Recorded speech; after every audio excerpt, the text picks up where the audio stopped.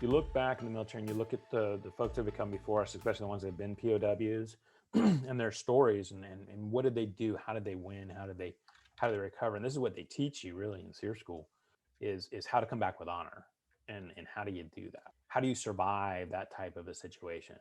Now this is obviously more in the traditional way of being a POW versus now where if it's somebody like ICE, they're just going to kill you whether you like it or not. In the traditional way of doing it, it's doing little things that allow you to win, to beat them at their own game, whether it's quickly looking out from under a hood, if it's being able to smile when they tell you not to smile, shift out of your seat when they're not looking.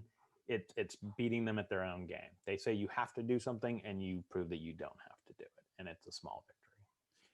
And in retrospect, how did that help you back in OCS?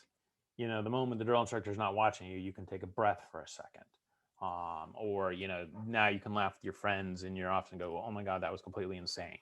Why were we doing that? You're in bed and you're sitting there going, what the heck? I mean, my first small victory I'd say in OCS was I was able to get a second blanket.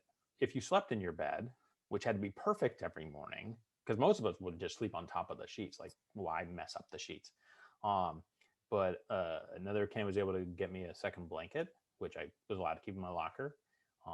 And it was allowed me to stay warm at night. But I never unmade my bed. So every morning my bed looked perfect because we made it really perfect.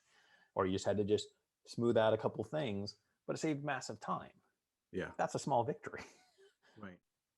Just even keeping your sense of humor is a small victory in that environment. If you can sit there and laugh. I literally look when they shaved my head. I just remember that day clearly. I looked in the mirror and I just laughed. I was like, I always wondered what that would look like. Now I keep it short, right? But even then, I was like, it'll grow back. So it's making those small victories helps you stay in control of the environment, even when you don't have control of the rest of the environment. Yes. Control what you can. Right. You have, even if they've got you perfectly locked up and you couldn't even move, they can't get inside your head. You can still win inside your mind. They can't get your mind.